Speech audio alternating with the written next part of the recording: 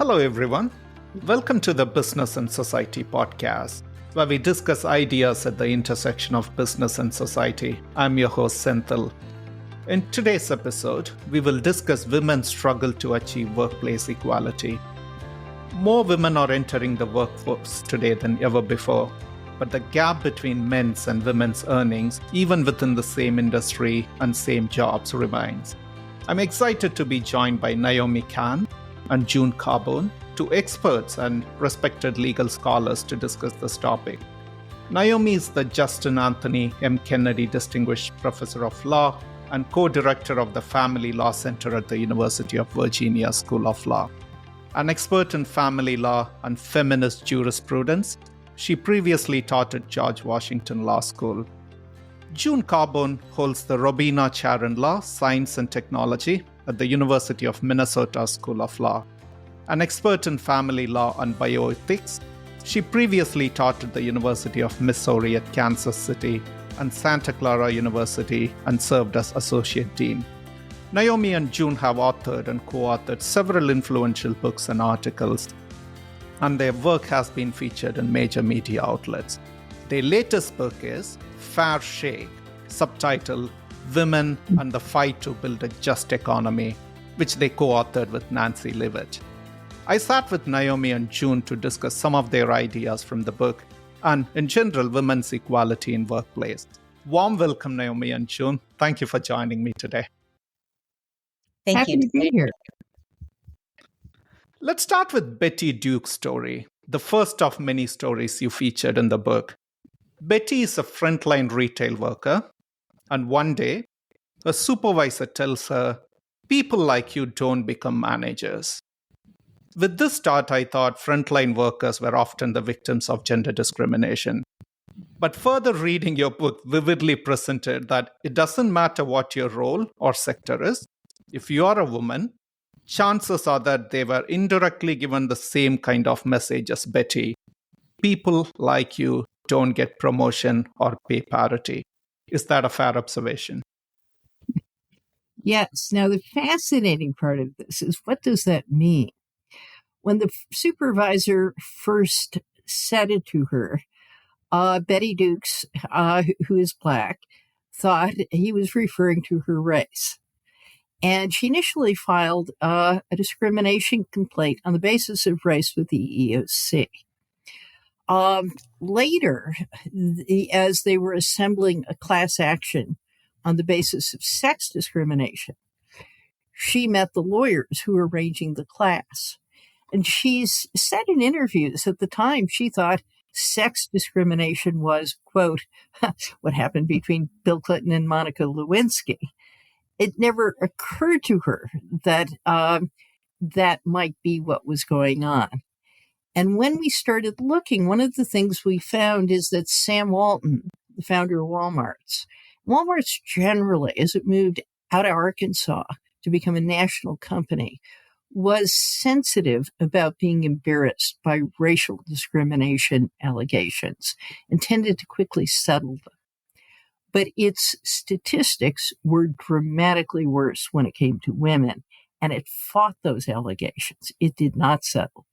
And this case went to the U.S. Supreme Court, the largest class action in the country's history. And it seems she didn't win this case. No. Again, the statistics were quite striking. Something like 2/3 of hourly employees were women, but only 18% of store managers. They picked the candidates for management training for a tap on the shoulder. Betty Dukes kept pressing, "I want to be a manager." And, she had done well. She had gone from hourly to full-time to become a customer services manager, the highest rank she could hold as an hourly employee. And yet they kept saying, "You're not management material." And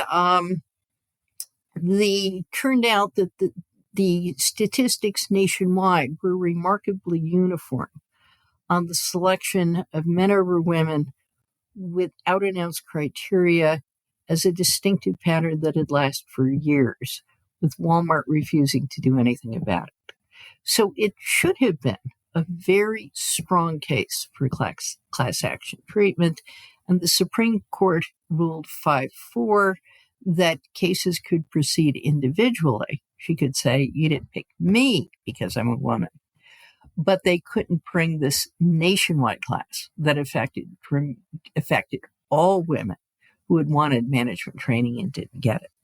Right. The Supreme Court said that the overwhelming gender differences, which could be seen throughout the entire Walmart system, even though they were company-wide disparities, they shouldn't be seen as the result of company-wide national policies. And so that's why each suit needed to be brought one store at a time, because the claim was if there's no national policy here, it's each individual store manager making these claims. And that's our twist. This is completely disingenuous for two reasons. First, legally, as Justice Ginsburg pointed out in her dissent, the failure to have criteria is itself a policy. Walmart delegated personnel matters and only personnel matters to the local store. It deliberately had no announced criteria and no personnel management. That was a policy. And in other cases, the precedents up until that time, not having criteria for hiring, having entirely discretionary hiring practices, was a smoking gun. The court dismissed them. But our twist, when we ask why, why? You're getting in trouble on this. You have a number of people who've sued. They're suing all over the country. Sam Walton back in the 80s put Hillary Clinton on his board back in Arkansas when she was the wife of the governor of Arkansas. Why? To address the sex discrimination claims that had dogged the company. But he did nothing about them. Why? Because, as he announced quite publicly, we are going to be a low-wage enterprise. Walmart is number one in the country for wage suppression, for violation of the wages and hours laws. It has paid more, well over $1 billion in fines for violating wages and hours laws that require paying overtime. And the way he did it, without getting in trouble, without his top executives getting in trouble, is no criteria. You pick on the basis of those people who will oppress their employees. You have a bonus system. Total wages divided by labor costs and only labor costs. Other costs are controlled by corporate headquarters in Bentonville. You move store managers who are successful every 3 or 4 years to guarantee that you systematize the successful techniques. No questions asked. And the store managers who have lower bonuses, who are not successful based on this reductionist criteria that determines bonuses. Walmart routinely fires 10% of store managers every year, even in a good year. Audits the ones who are low performing. And if they discover there is gambling in Casablanca, there are wages and hours violations, then it fires the managers instead of merely demoting them. So it can say, you see, we have a compliance system. And so what we found is the things that were associated with sex discrimination, the absence of criteria, moving employees often on short notice hundreds of miles away, selecting for certain traits that were, whatever the manager thought was necessary to succeed, which tended to result in more men, in fact, were closely associated with the techniques that produced wage suppression, violating the law if necessary. This is not accidental. It was quite intentional.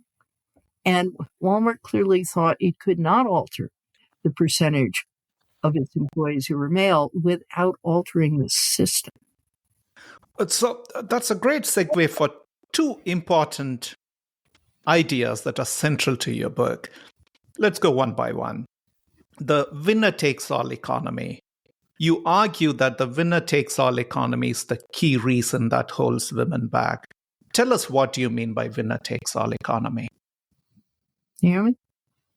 Let me start by saying that there are many other explanations for what's holding women back. And I mean, we started the book because in an era of seeming women becoming half or more of all college students, women becoming CEOs of major corporations, women becoming heads of countries, it looked as though women were starting to win. And it looked as though the gender wage gap, the gap between what men and women earn each year, it looked like that might be decreasing. And what we found instead was that the gender wage gap, the gender disparities, things had stalled. There has been, we certainly, there's been lots of progress. We're a lot closer to gender parity than when we were in the early 1960s, for example.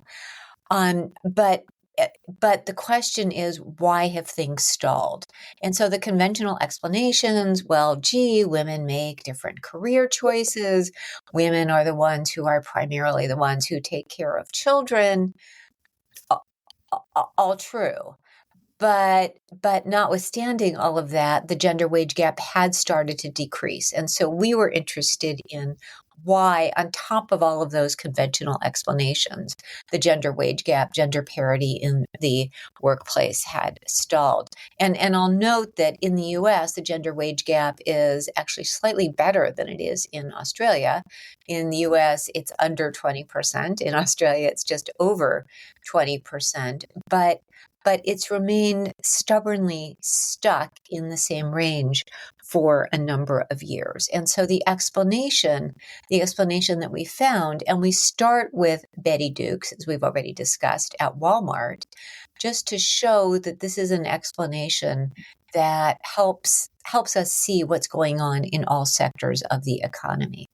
And so, June, I'll turn it over to you to talk about the winner-take-all economy. Sure. So one of the things we found is the wage gap has continued to decrease, but mostly because the biggest losers in this economy are men without college degrees. If you look at men who have high school degrees but not college degrees, their wages have declined in real dollar terms since the mid-'70s. That's not true for anybody else. Not true for the top men, not true for men with college degrees, not true for women as a group. So that produces most of the advances for women who have become better educated, more likely to graduate from college. When you look, though, who are the big winners? This is the winner-take-all part. The big winners are finance. The single greatest disparity, something like 6 out of the 8 professions with the biggest gendered wage gaps are in finance. In the period from roughly the early 80s until the financial crisis, something like 52% of all increases in income in the entire economy went to finance. When you break down finance and you look, where did the money go? It went to the people at the top. And this is what we mean by winner take all. That the people who call the shots, the CEOs and their top lieutenants, appropriate a disproportionate share of all increases in income, of all assets associated with companies to themselves. They squeeze the bottom line workers. They sometimes squeeze middle management. But CEO pay exploded, and it exploded starting in the 90s with a change in the way stock options were treated for tax purposes. And so a bigger share of compensation came in the form of stock options. The valuation of bonuses and stock options is tied to share price. And CEOs were in a position to manipulate share price. So we have a section in the book in GE, we have a section on Tesla, but in both cases, the CEOs game the system to produce the numbers Wall Street wanted. Share price jumps. CEO bonuses go up. Jack Welch at GE, the legendary CEO who remade all the management playbooks throughout the United States, lauded in business schools. Part of what he did was to dramatically increase the number of executives who got stock options. And then he prided himself on reaching down into the ranks, on picking somebody with confidence to spare, promoting that person ahead of, the people who'd been waiting in line, playing by the rules. And he bragged about giving his top lieutenants freedom to do whatever they wanted so long as they met their numbers. What are the numbers? For Doge, Elon Musk's current what he has his boys doing in government, it's slashing costs, slashing the number of employees. For General Electric, it was earnings management. It was producing the quarterly earnings. And for 20 years, Jack Welch beat quarterly earnings estimates almost every quarter. Earnings went up 300 or 400%. Share price went up 4,000%. And the share price increases are the basis for the winner-take-all rewards. They unduly benefit top executives, the CEO, shareholders, but not average line workers. And so that's the system. And Welch was a master at it. So that summary basically pits people who hold power and people who don't. How did women got into this crossfire? One statistic, and then I'll let Naomi respond. 93% of gender disparities in executive pay come from bonuses, from incentive pay, not base pay. Naomi. And another mind-blowing statistic, I don't have the comparable statistics for Australia, but for the US, if you look at the increase in CEO compensation in the US, in the 1950s and 1960s, it was maybe about 20 to 1 in terms of the average CEO to worker pay gap. So CEOs were getting 20 times. That's gone up at least 10 times. And so CEOs are getting somewhere between 200 to 300 times what the average worker earns. And so that's another stunning statistic that shows the impact of these bonuses on the pay gap. But what we found, how do women, to respond to your question, how do women get into this picture? That's where we develop something that we call the triple bind. And so the triple bind is the first leg of the triple, or the first component of the triple bind is if women don't compete on the same terms as men, they lose. Betty Dukes.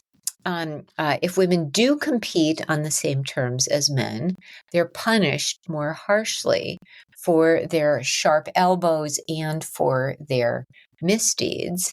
And we give examples. There was an amazing study done by a Harvard professor of what happens at the Wells Fargo Bank in the US. And what he and his team were able to do was to get access to data about the misdeeds that employees were committing, the financial misdeeds that the brokers were committing. And what he found was that women were more likely to be punished for these misdeeds than men, and also less likely to be hired subsequently. So women who commit misconduct in finance are more likely to be fired and less likely than men to find new jobs. And what's also strange about what he found is that the men are likely to have committed even greater offenses. Nonetheless, men still win, even in this world of misconduct. So the second leg of the triple bind is if women do compete on the same terms as men, they're punished more harshly for their sharp elbows. And then the final leg of the triple bind is when women see the rules of the new game. But by that time, they're pushed out and they decide they don't want to play on those terms. And so what we did is that's how we discussed women's role in this economy. But we emphasize throughout the book, it's not just about women. We see women as the canaries in the coal mine. This is true. The winner-take-all economy that June has described, the fact that wages for less educated men are not rising. We see this as affecting men as well as women. But we started the book with women because of the gender pay gap. We then said, oh no, it's not just women. It's everybody in this new winner-take-all economy. But can I add to that a little bit? Go on, Joe, please.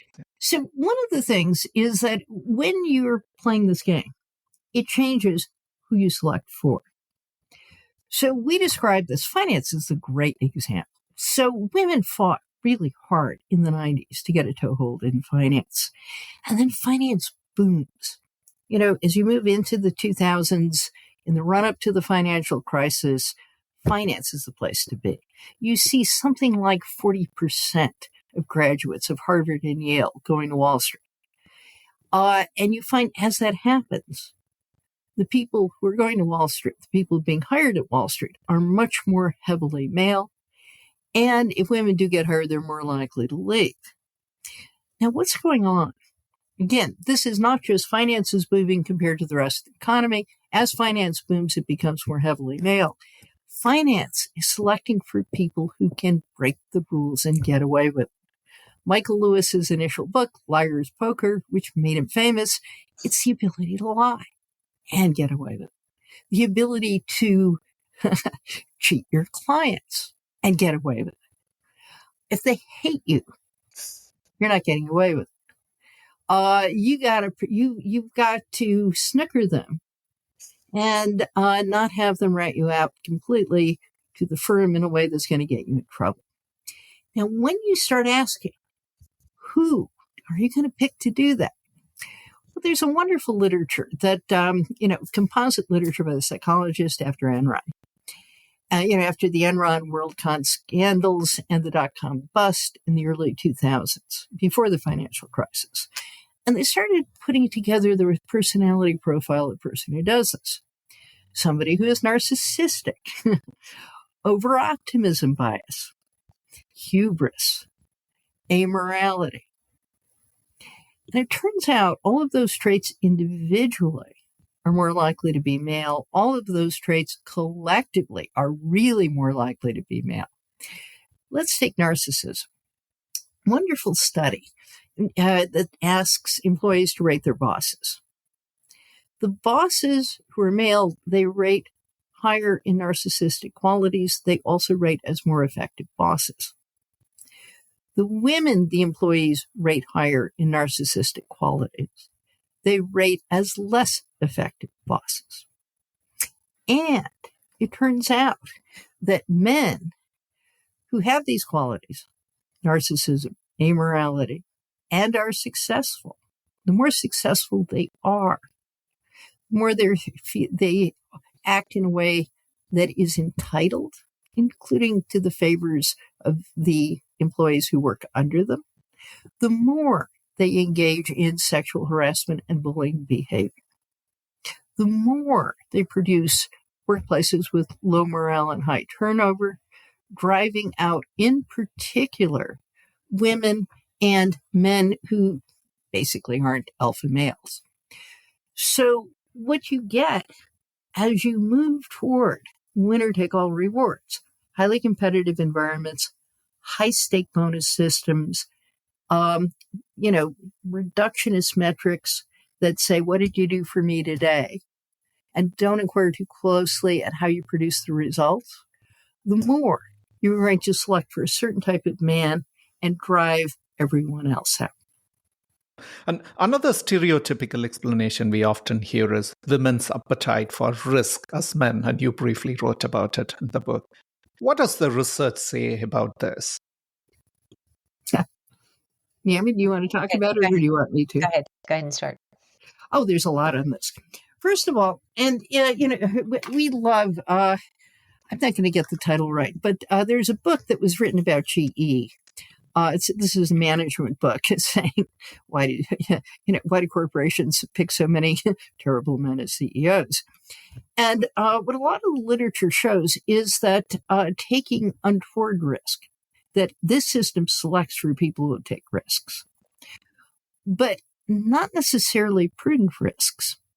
And that the more you create a risk-taking environment, the more male it is, the more men take risks in order to show off for each other. So it becomes, a herd mentality in which risk-taking establishes your bona fides within the group.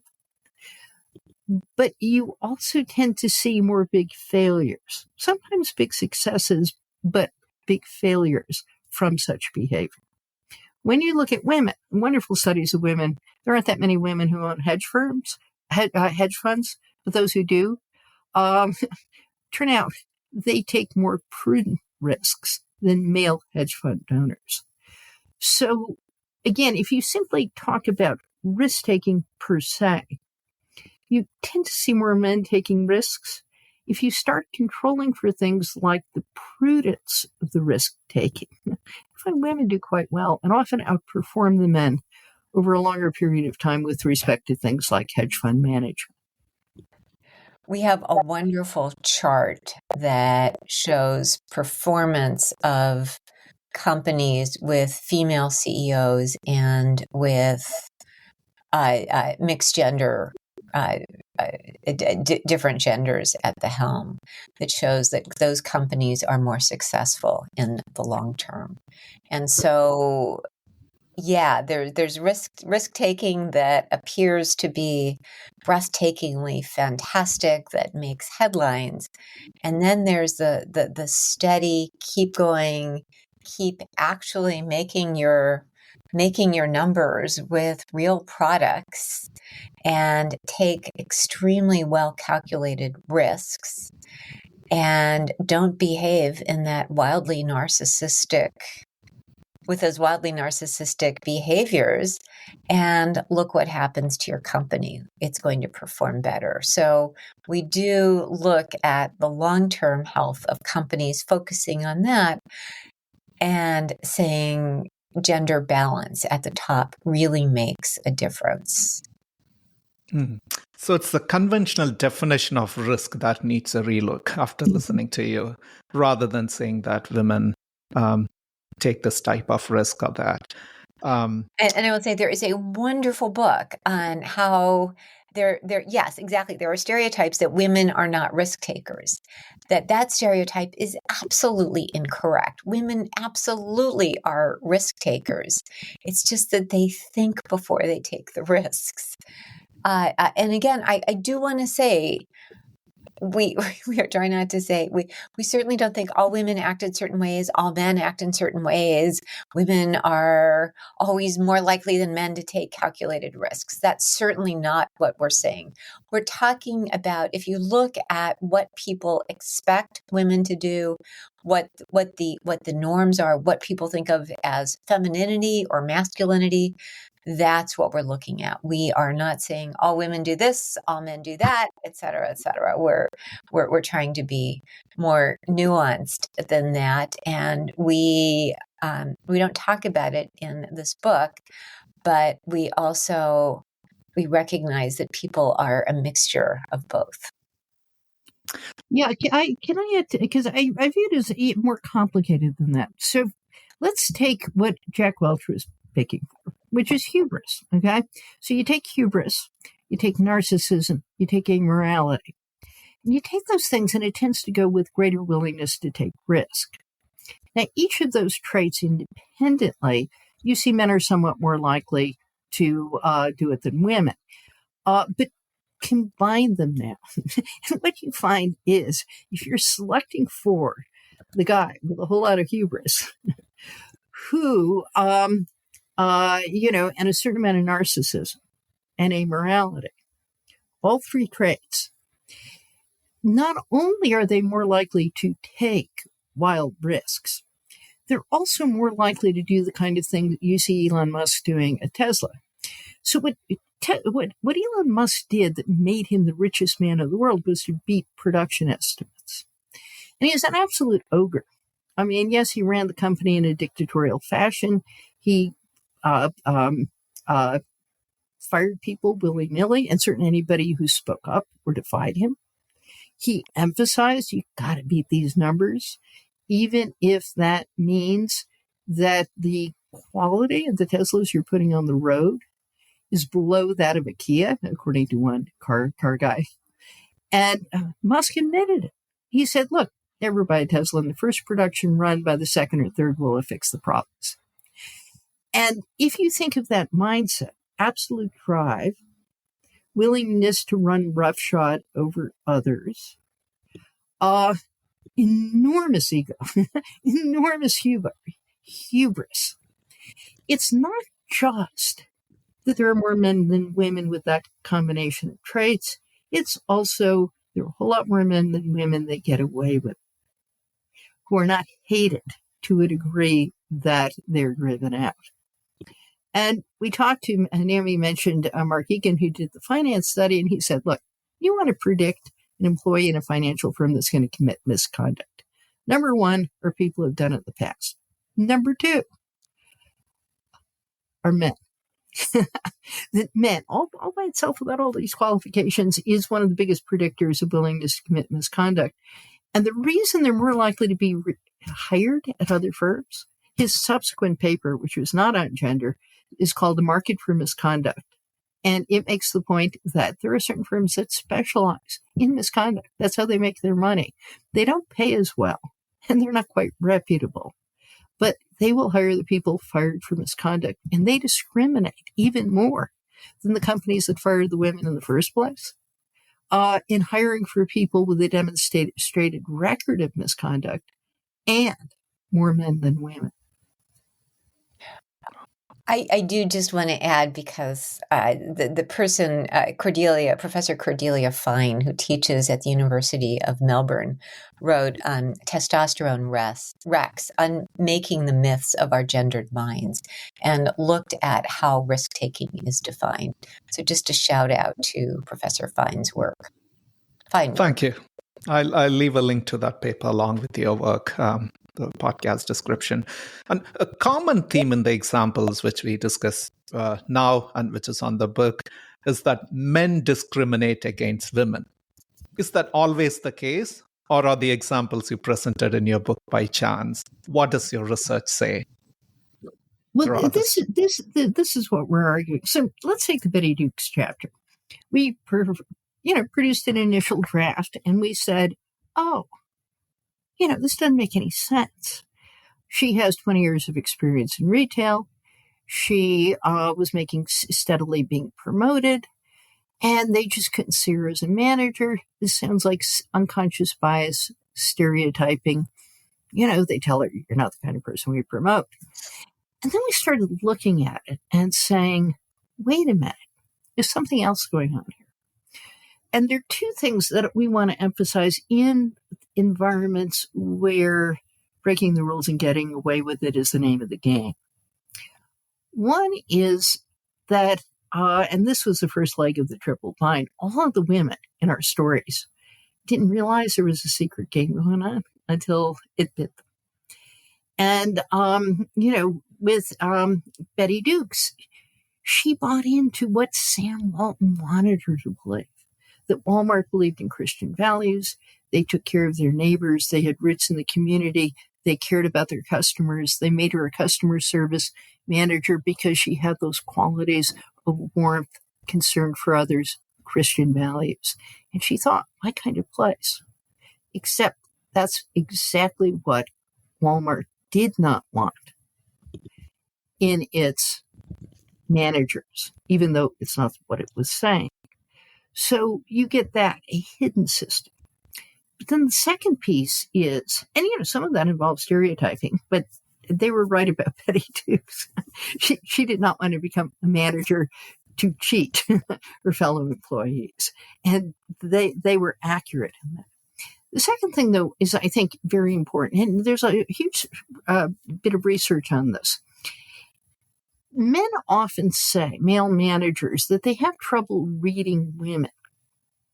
They don't understand women as well as they understand men in terms of the ability to predict how people will behave. Well, if what you're doing as the big boss is creating a system that incentivizes wage theft, you've got this bonus system, and it's total sales divided by labor cost, and suppressing labor costs are going to be, the name of the game. Okay. You've got to be able to guess whether your employee will do that without your telling them to do it. And men who don't predict women's behavior very well are much more uncomfortable with women in that environment. One of the women we interviewed told us a story about meeting her boss for the first time, and he described how the assistant had checked him into a hotel room with mirrored ceilings and the effect this had on his libido. And she wondered, why is he telling me this? She said to us, I didn't think he was hitting on me. And I told the story to my husband, and he laughed, and he said, oh, a man tells that kind of story to another man. He can tell a lot about the man. He can tell, is he a goody two-shoes? Is he a player? Is he irreverent? Is he straight-laced? Those kinds of things. And, insight into character. There's no good answer for a woman with that kind of story. If you if you start joking around, then it's like a come on, and you don't want to do that with your boss. So how are you supposed to respond? She had no clue, the woman we talked to, and thought there was no good answer. But think about a man reading the signals he gets from her. What does it tell him about her? It doesn't tell him very much about whether his, the success of the company is on the line, she'll cheat. And that's what he really wants to know. Will she fudge the numbers without being asked to fudge the numbers? Will it occur to her to, engage in informal trades with the other players in the company in a way that may not be good for the other players' division, but is cashing in on a personal friendship? That's what you want to know. And men who don't read women very well can't trust them to break the rules and get away with it. And so that's the unconscious bias we discovered, kind of backed into, as opposed to, didn't fit our preconceptions when we started. Wow. That reminds me of a statistic you mentioned in your book. There are about 300 companies, I may be wrong here, out of 500 Fortune 500 companies that committed wage theft.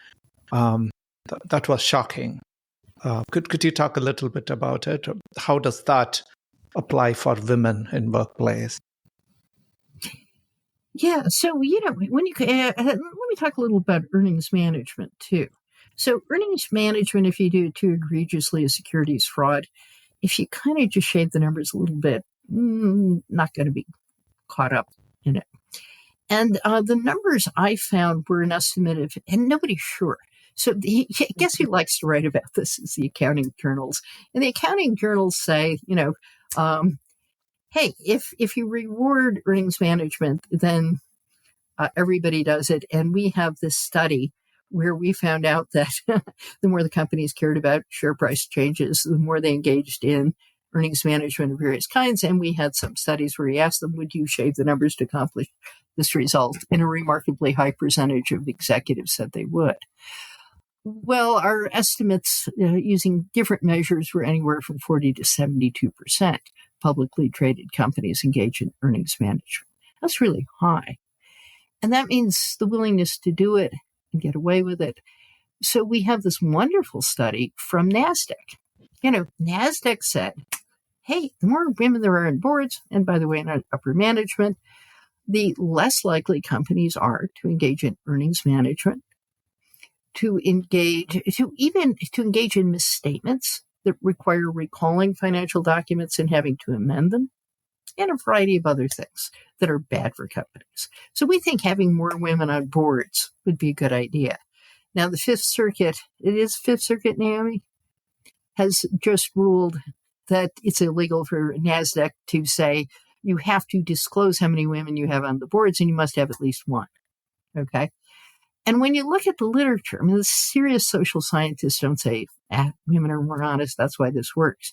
They say women tend to come into corporate boards through different routes. For example, if you talk about accounting committees, the corporate board has an auditing committee that is supposed to review the financials of the company.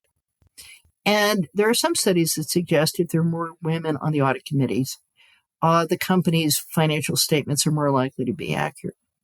Now, when they look at why, one of the reasons they found out is that men who are in corporate boards who do auditing tend to be, from the big accounting firms.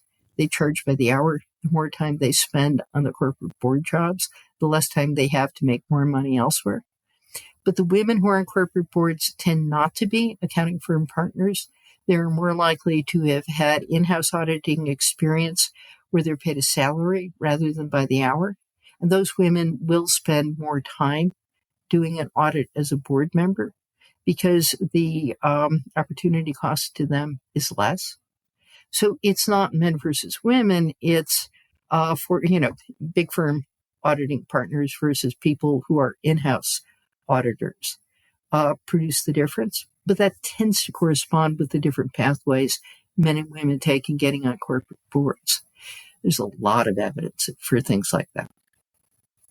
Mm. Would it be helpful to define wage theft, or do you think everybody knows what that wage theft? Yeah, it'll be great if you define. I myself got confused. What does wage theft mean? Do they take the money or they underpay? Yeah, wage theft is when an employer doesn't pay a worker the benefits that the worker has earned. And it could be that they shortchange them on wages. It could be that they don't give them a lunch break.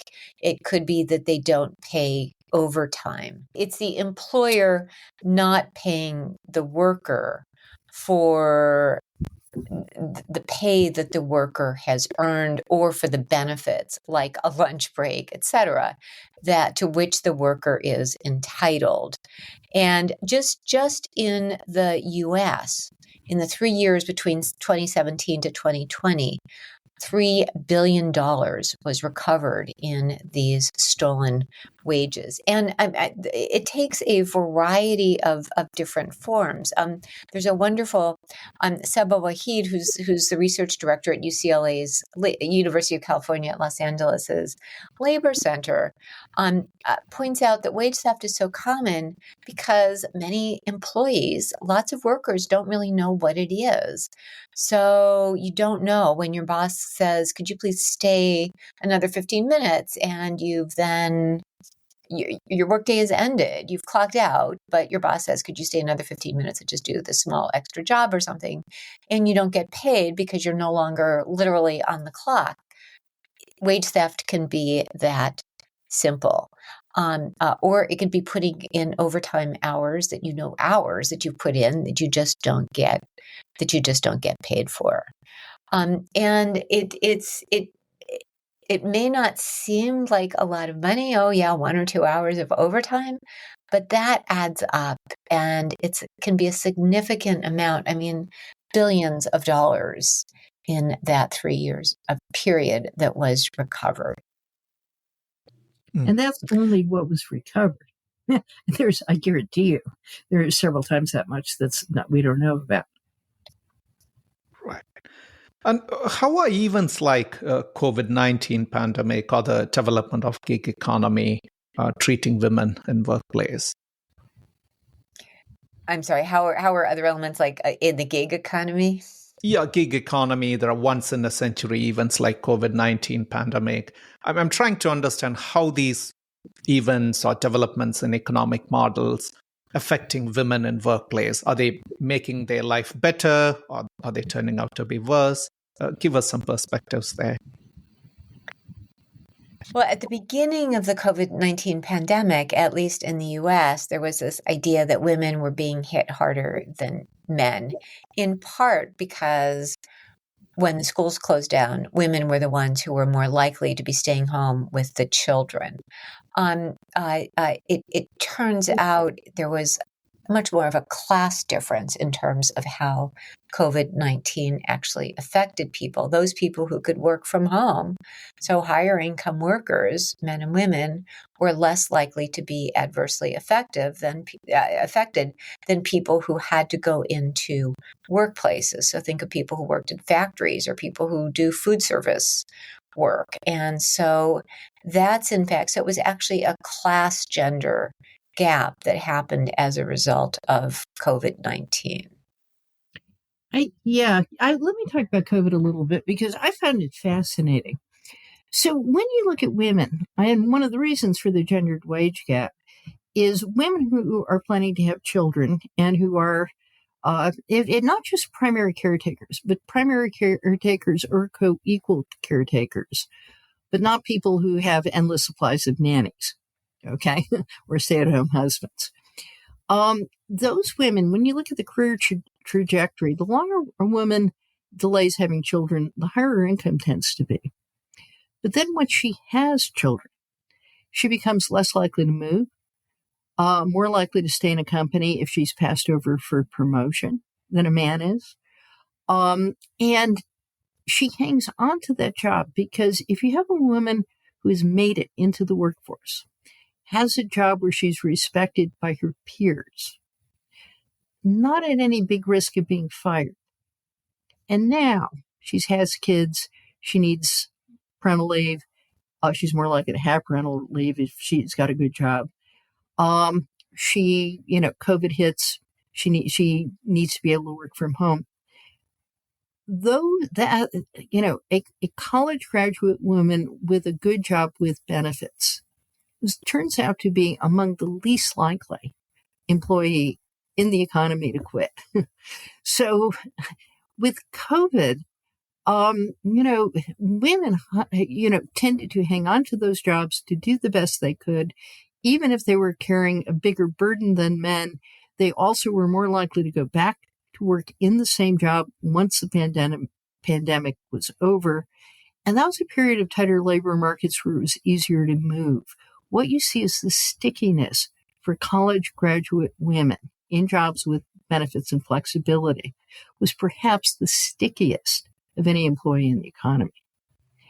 The opposite is true for women who don't graduate from college. They tend to be in the Walmart types of jobs. You can't work from home.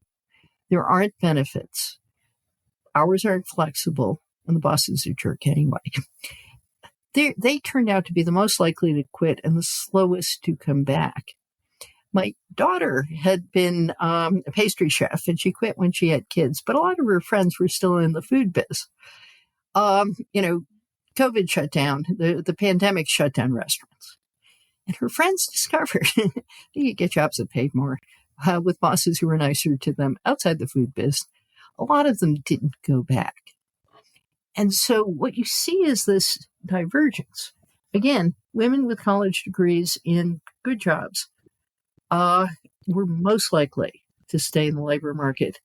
Women without college degrees in not so forgiving jobs were the least likely to stay in the labor market and the slowest to come back after the pandemic ended. And you argue that women are the canaries in the coal mine that signal the entrenched existence of the winner-takes-all economy and its many abuses. How are women overcoming this? Would you give some stories of women who are finding a way forward? Sure. I mean, we talk about how the advice to women is lean in.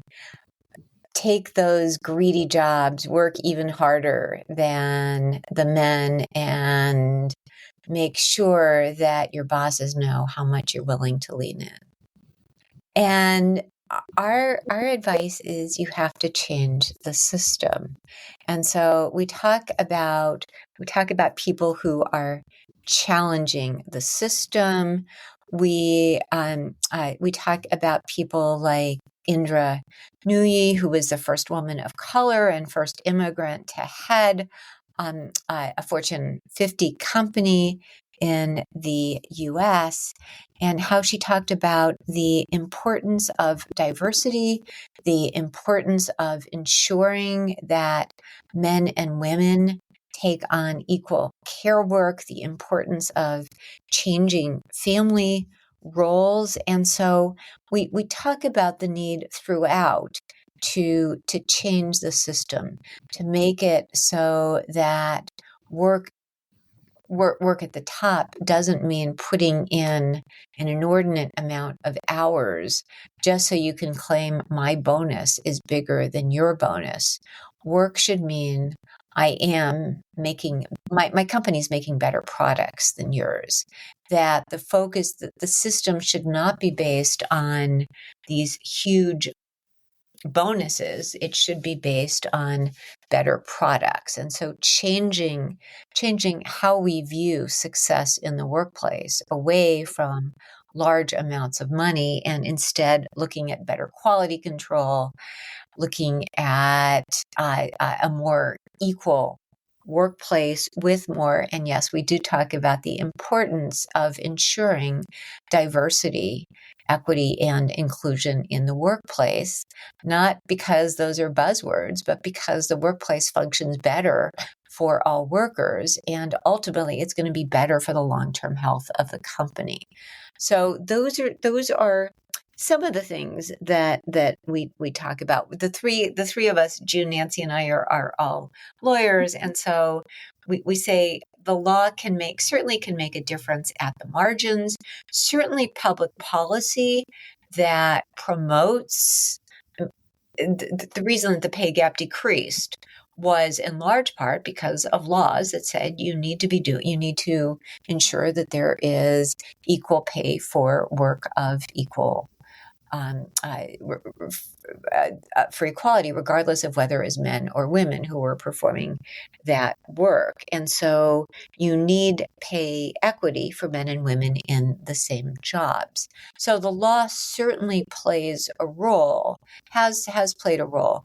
We look instead at how the law can play a role in things like making it so that bonuses are taxed at a higher rate. So we can go back to the rates. In the US, it's not unheard of to have higher marginal tax rates for a lot of money. That's what we had in the 1950s. So we talk about changing laws more generally. We talk about ensuring that lawsuits can hold corporate officers and directors responsible when they create harassing environments. So there's certainly a role for law, but we also talk about the importance of collective action. And in the US, we have a very small union membership rate. It's just around 10%. We talk about the importance of unions. We talk about and women actually do better when they're members of unions than women who are not members of unions. We talk about that. We talk about the importance of the Me Too movement, of actually speaking out, of calling out where abuse has happened, the importance of, and this is an international development concept, the importance of transparency, the importance of showing what is actually happening in the economy, and of having people speak out. So the two key solutions which I observed when I completed reading your book is it needs systemic change. One or two women standing up and saying change this is not going to help. Second is collective action you talked about. Talking of collective action, when it comes to discrimination, how can an individual overcome the fear of retaliation and social scrutiny, which are the first and most challenging steps to overcome before finding a way to collective action? In my experience alone, when I wanted to stand up for someone who's facing injustice, these are the two things which scared me, and I have to overcome them to stand up and speak for them. So what gave you the courage? Maybe my upbringing. I grew up seeing these things getting normalized. I thought when I am in this position, if I'm not speaking out now, then I'll never speak out. So it just in a way triggered me.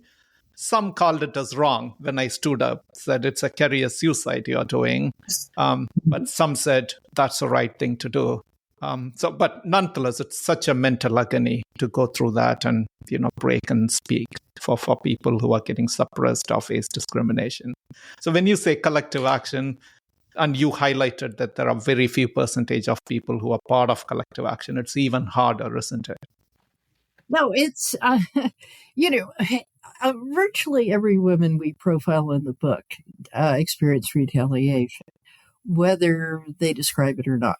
I mean, in some cases, it's part of the case, and we spent some time talking about it. In other cases, they had reached the point where they were being shunted aside, and it's either fight back or give up. And so it's pervasive. Again, what we're describing are lawless environments run by people who run them as their private bailiwicks, even publicly traded companies. Part of what these competitive bonus-based workplaces do, people complain, sour grapes. That explains why they got a low bonus. They're complaining because they got a low bonus. We could fire them. That happened to the woman at Tesla we described. Once she started complaining about sexual harassment, about product quality concerns, she got fired. And they badmouthed her in the press. And they do that deliberately. They often hire people through different pathways because it's easy to get rid of them. So that's pervasive. And I think the people who fight back, some of it is the right time. I like to say in the book, when I was a young lawyer, I worked for the Justice Department. We defended the bad cases in every administration. We were the civil division. And there was a picture on the wall of my office the year before I got hired. And there were all white men and white women in a miniskirt. And by the time I left 5 years later, it was almost 50% women and about 25% non-white. And the change in the law was, there was a paradigm shift in the United States. I think Equal Pay Act is routinely violated, almost impossible to enforce. I think it has very little effect now. I think what does have effect is abuse of power. So we are in a time period when abuse of power is pervasive. And the abuses of power we're describing, wage theft at Walmart, earnings manipulation at GE, production quality issues at Tesla, high pressure environments, finance, Silicon Valley are pervasive, also correlate with sexual harassment. And sexual harassment is ugly. You can get a CEO fired because of sexual harassment allegations. And they don't tend to be one-offs. So when women start coming forward with ugly allegations that people can recognize as wrong, as opposed to accounting manipulations, where even my friends on the ACLU board tell me everybody does it. When you come across the abuse of power claims are the ones that have traction. And the lawyers we talked about not just bringing the suit with hope you'll win at trial. They talked about trying cases in the press, that the most effective cases embarrass companies. I think what is going to happen, we're seeing worldwide opprobrium dumped on Elon Musk. When you start looking, you find out Elon Musk has been found to have committed securities fraud by the SEC. He won his most, and subjected to a personal $20 million fine, which he viewed as a slap on the wrist. He lost his most recent private suit. But one of the things that happens, and you see it in the Me Too movement, the early women who brought the cases often lost. Juries didn't believe them, or they thought it was trivial. Women win those cases now. And they win those cases even when they're not so serious. I mean, it's absolutely striking that in the civil trial with E. Jean Carroll and Donald Trump, These are allegations of 20 years ago. There are a lot of things about it, kind of case that women didn't win historically, and she did win. And one of the reasons is that the public recognizes the pattern. So when you start making the abuses visible, and when they connect to things in people's lives where they now see it. So I think sexual harassment, you can now win a sexual harassment case, but you can also embarrass the CEO. The CEO at McDonald's, big prestigious company, had to resign because of what were relatively mild allegations of, sexting with a subordinate. But when he lied to the board, they clawed back several $100 million in bonuses that had been paid to him. That has an impact. And so I think redrawing the lines of what's acceptable and what isn't acceptable is a collective project. But on an individual level, for people who may not be as courageous as you've been to stand up like that, there is power in community. So it can take a while to find people around you whom you trust. But talking to people around you, talking to people who have the same boss, who are in the same work environment, building a community where you are, can hopefully strengthen how individuals feel about actually speaking up, because they know that they are speaking on behalf of others as well as on behalf of themselves, and they know that they have support. Individuals can find mentors, and mentors can give really good advice about how to speak up, the best way to speak up, with whom one should speak. But finding community, if people know that if they speak up, there will be other workers, other members of their community silently, or hopefully not silently, cheering them on, I think that can be helpful. But the first thing is figuring out what's going on in a workplace or in an environment or a policy that needs to be changed, and then finding others who feel similarly and drawing courage, drawing strength from the others who are experiencing exactly the same thing. Because yes, it's a prisoner's dilemma. If you don't speak up, if you don't stick together, you lose. And so it's important to stick together. It's very valuable. Well, I know we're out of time. I'll ask one last question. We ask a set of questions to all our guests that in the interest of time, I'm going to merge two questions and I ask you as one. What are one or two essential skills required for business leaders according to your work? And also, could you recommend one book for all of our listeners that they must read? Could be on anything. Maybe we'll start with June and go to Naomi. I have to think about the books, although there are many I like. I think honesty. I think we have to bring back honesty. Almost everything in our book that leads to lots of problems is about dishonesty. And when you have an ethic of honesty, women do quite well. You were asking about the inspiring stories. One of the things I found inspiring is when interest rates skyrocketed, Silicon Valley went through a downturn. Something like 78% of startups failed in 2023. But women-run startups did better. Why? Because the women didn't pay themselves as much. They didn't burn through cash as frivolously. They tended to be more honest about whether they were making money. And I see certain areas where honesty matters. And one of them that I care deeply about is biotechnology, as opposed to infotechnology. There are these advances in reproduction, people studying how to make IVF more effective, things like that.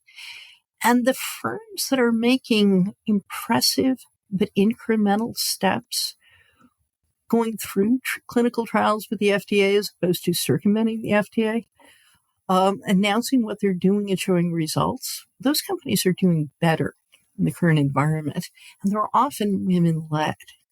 That's where I find it inspirational, is if you look at companies where you have some degree of honesty and some degree of looking out for your employees as opposed to seeing how you can exploit them, those companies tend to do better. And I am very optimistic that if you can't win by cheating, that women will do just fine. It's nice. We each get two, at least two. But certainly, I mean, in addition to honesty and transparency, as Jim has said, an ability to communicate, an ability to be able to reach out to people with whom you're working, and that implies an openness to learning, an openness to change, an openness to new developments, an openness to hearing what other people say, as well as being able to think strategically to pull it all together. But communication, transparency, and honesty, openness, and then being able to think critically and strategically seem to be very important, and a combination of what we traditionally think of as masculine and feminine values. In terms of a book, one book, that's very hard. I've already mentioned Cordelia Fine's book. I will have to think about another book that would bring this all together. And I now have one. My colleague Jill Hasday has a new book just came out, We the Men, and it describes how over the course of history, even when women have accomplished great things like the right to vote, the men took charge. He took credit. And said, you see, we now have the right to vote. We don't have to worry about equal rights. That was in 1920 or so. And she shows the recurring patterns through history of, 2 steps forward, 1 step back. And women at the center of the fight, being discounted as men have granted. I've been the source of the grant and extension of all rights. May I tell you, it's such a pleasure to read your work and know more about, the scholarly things you're advancing, and get the opportunity to talk to you both. And I also want to tell you, working with grassroots communities in many parts of the world, the work you are doing is one of the most important things the world needs in our time. So I'm very, very grateful, and I want to express my thanks for the important work you both are doing. And that I think manifested in this great book, Fair Shake. And thank you so much, and thanks for joining me today. Thank you. Our pleasure, and we're so in awe of all the work you're doing. Yes. Thank you so much for tuning and listening to our podcast today. When you get a chance, please do not forget to leave a rating and review of this podcast. And feel free to write to me if you have any thoughts or comments or what kind of episodes you'd love to hear in the future. Thank you so much.